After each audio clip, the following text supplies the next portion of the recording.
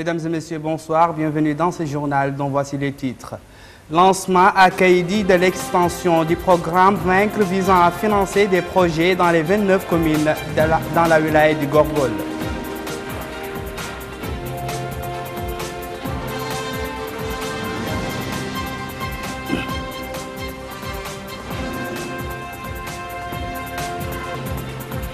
Une mission de la Commission économique des Nations Unies pour l'Afrique visite la zone franche de Nouadhibou et s'inquiète des opportunités prometteuses d'investissement.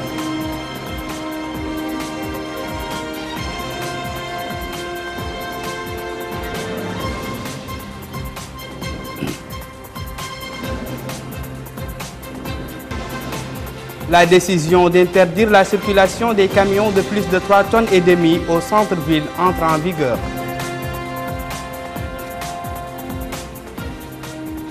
Bonsoir, nous ouvrons cette édition de la wilaya du Gorgol où le ministre de l'Habitat, de l'Urbanisme et de l'Aménagement du Territoire, M. Yahya Bokar, a présidé hier à Kaïdi les travaux d'un atelier de lancement de l'extension du programme Vaincre dans cette wilaya.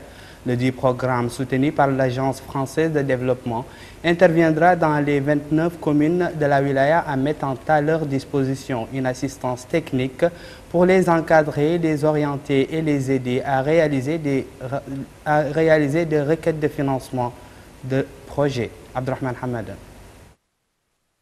Les travaux de cet atelier se focalisent sur le lancement de l'extension du programme Vaincre à la wilaya du Gorgol. Pour son intervention dans la wilaya, le programme Vaincre réalisera un volume d'investissement de 700 millions d'ouguiya, apportera à travers 2 structures spécialisées une assistance technique et favorisera la mise en place d'un cadre de concertation adéquat entre les entités déconcentrées, les collectivités décentralisées et les organisations communautaires. Le programme Vaincre a la double ambition de contribuer à la lutte contre la pauvreté et à la péréquation territoriale en aidant les communes de sa zone d'intervention à définir et exécuter des actions précises, utiles et réalisables, mais aussi et surtout cohérentes avec leur plan de développement et avec les efforts consentis par l'État dans le champ de compétences des communes. Il est de ce fait un moyen de financement déconcentré adéquat parce que simple et adapté. Il est aussi une excellente opportunité pour apporter aux communes une assistance technique de proximité dont la finalité est de renforcer les capacités de maîtrise d'ouvrage des communes qui sont par ailleurs les principaux goulots d'étranglement pour permettre aux communes de concevoir, réaliser et suivre les projets de développement relevant de leur champ de compétences. Le directeur de l'Agence française de développement en Mauritanie a passé en revue les différentes interventions de son agence, invitant les acteurs de développement à contribuer à la réussite de ce programme.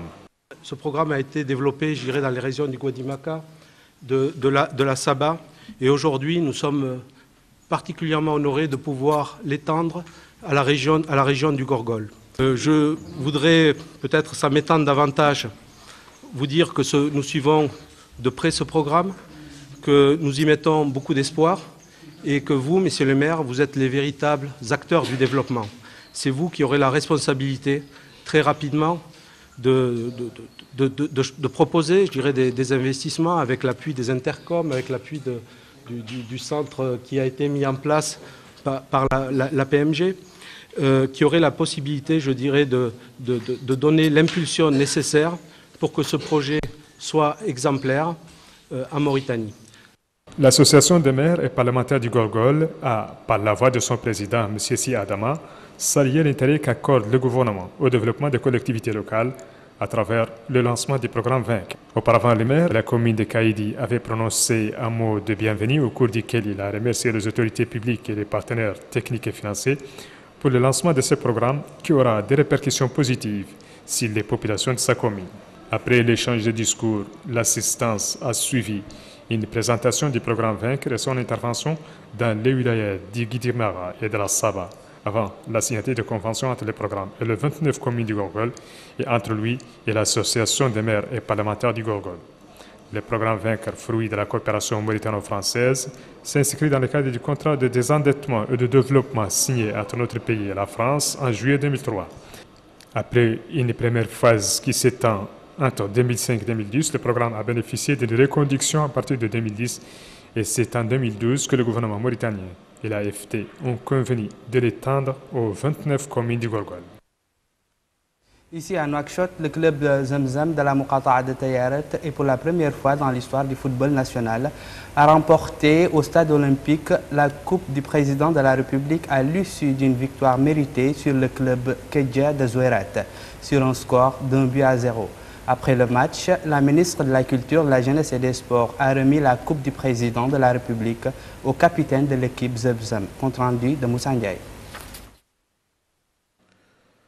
C'est au stade olympique de Nouakchott que s'est déroulée la finale de la Coupe nationale de football, connue en général sous le nom de la Coupe du président de la République, édition 2012-2013.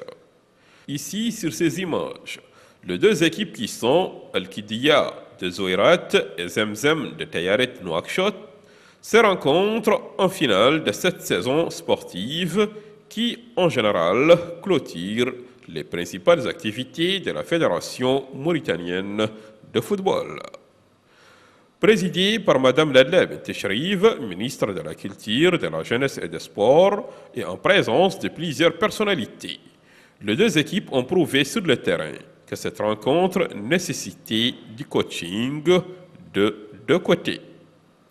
Voilà ce qui a donné les deux équipes une possibilité de boucler les 90 minutes avec un score de 0 but partout.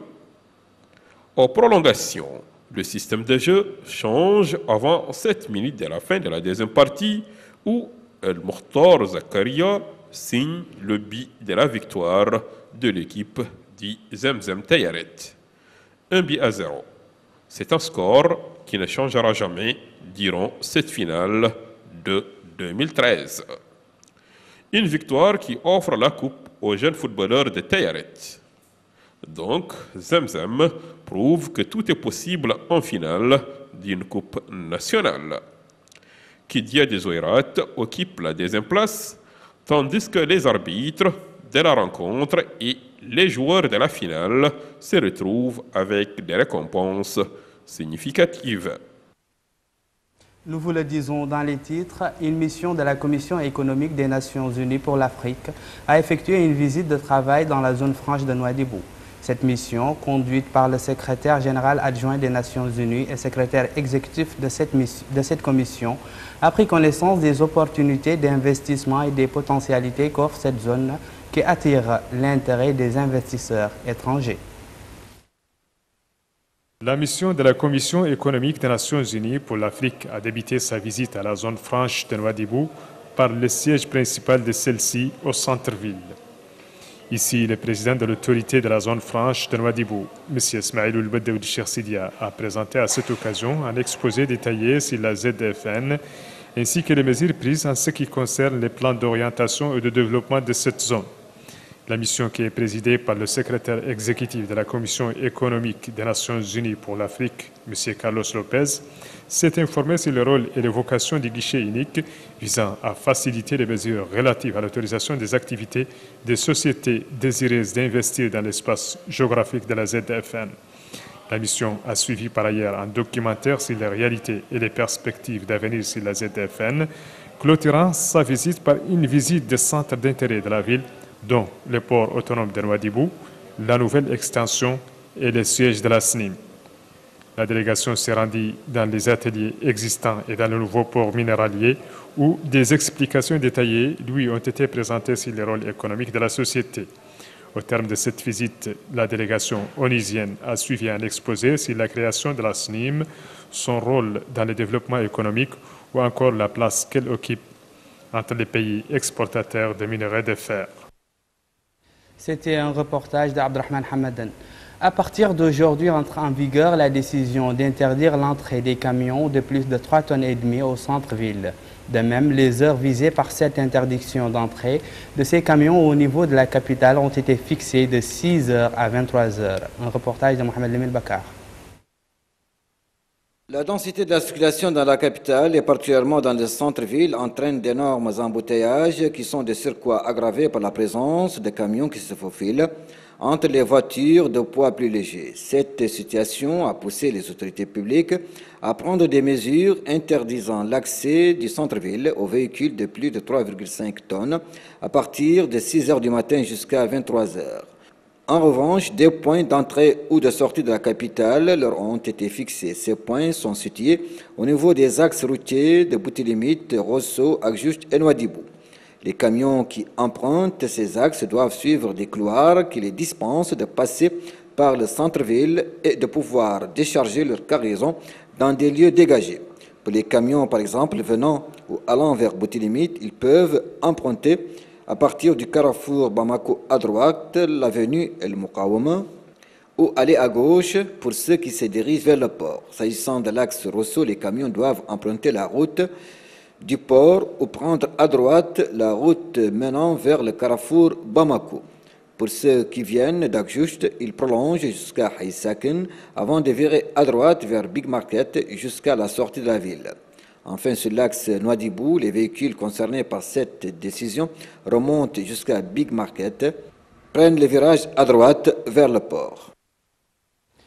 Notre pays a connu au cours de l'hivernage actuel des pluies considérables qui vont englober la plupart des zones du pays. Toutefois, la répartition des quantités de pluie tombées est différente d'une zone à une autre. Retour à Mohamed Lamine Bakar. D'une manière générale, la pluviométrie a été bonne sur la quasi-totalité du territoire. Des localités, nous affirment les services de la météo, dans l'est du pays, ont enregistré un cumul de près de 500 mm, alors que dans le nord, des villes comme Birmograine ont enregistré 0 mm. Par contre, des villes de l'Adra, de l'Inchiri et du Tagan ont enregistré un excédent. Dans le Guidimaha, région généralement pluvieuse, la pluviométrie a été marquée par un déficit sévère dans les zones agro-pastorales et un moindre déficit dans certaines localités du Hod al-Qarbi, du Brakna et du Trarza.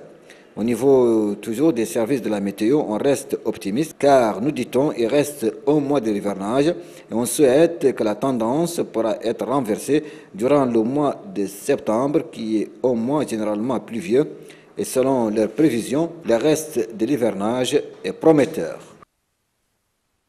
Toujours dans le domaine agricole où le département du développement rural a accompagné le lancement de la campagne agricole avec un ensemble de mesures visant à intégrer la composante agriculture sous pluie dans cette campagne. Ces mesures ont été axées sur la mise à disposition des semences, la réhabilitation des barrages, digues et diguettes et la protection des périmètres agricoles.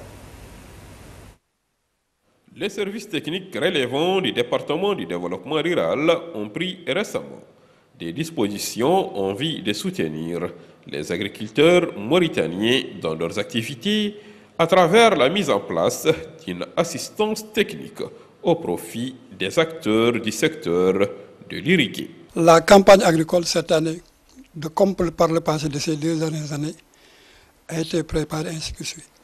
L'État, en ce qui concerne le pluvial, s'est engagé à fournir gratuitement les intrants et les appuis nécessaires. Dans ce cadre, 230 000 hectares constituent l'objectif global, réparti en 160 000 hectares pour le Djeri, 50 000 en bas-fond et 20 000 pour les cultures d'herbage. Les intrants sont fournis gratuitement. Dans ce cadre, 400 tonnes de semences traditionnelles ont été déjà distribuées dans les différentes wilayas concernées, en plus des produits phytosanitaires et des produits fongicides pour le traitement de ces mêmes semences. Depuis quelques années, les principaux responsables du secteur de l'agriculture dans notre pays ne ménagent aucun effort pour que les résultats de chaque saison puissent être bénéfiques, non seulement aux consommateurs mauritaniens, mais aussi aux cultivateurs. En ce qui concerne la situation pluviométrique, elle a démarré au mois de juin, timidement avec des pluies localisées au Hod el-Sharqi, au Hod el-Gharbi et au Guidimaha. Cette situation s'est poursuivie au courant du mois de juin jusqu'au début juillet, où des pauses ont été constatées dans certaines zones. Depuis la deuxième décade de juillet, la situation s'est un peu améliorée. Ainsi, les cumuls d'importants cumuls ont commencé à être enregistrés dans les wilayas du Haut-Charqi, particulièrement au Baskounou, à Bousteila, en Assaba, en Kankossa et au Tagan. Si les agriculteurs et les techniciens du ministère du Développement rural sont désormais en mesure de pouvoir répondre aux exigences des consommateurs locaux, cela ne fera qu'améliorer désormais leurs conditions de vie en réponse à la politique générale du gouvernement visant à lutter contre la pauvreté. L'actualité internationale nous conduit en Égypte où la justice a ajourné ce dimanche le procès pour incitation au meurtre des principaux chefs des frères musulmans, ainsi que celui de son prédécesseur Hosni Moubarak pour complicité de meurtre de manifestants en 2011. Le procès du guide suprême des frères Mohamed El-Badir, de ses adjoints Khairat El-Shatr et Rachad Bayoumi, actuellement incarcérés, et de 32 autres islamistes a été reporté au 29 octobre, car aucun des accusés n'était présent. La justice a sommé la police de présenter les accusés ce jour-là.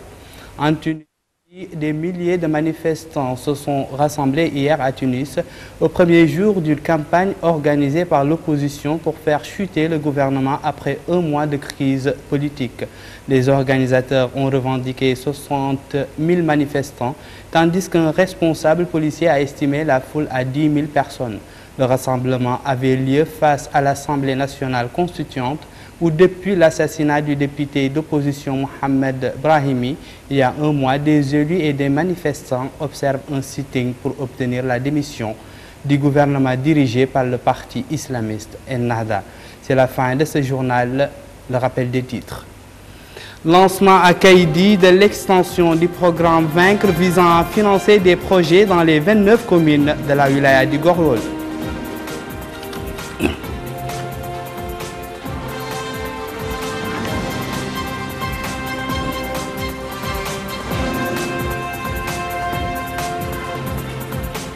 Une mission de la Commission économique des Nations Unies pour l'Afrique visite la zone franche de Nouadhibou et s'enquiert des opportunités prometteuses d'investissement.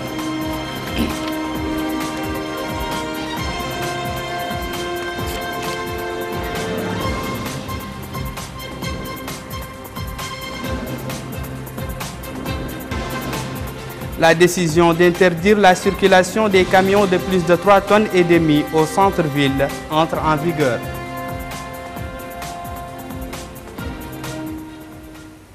Voilà, c'est la fin de ce journal. Merci de l'avoir suivi. Merci pour votre fidélité. Prenez soin de vous. Chaque jour est une vie. Au revoir.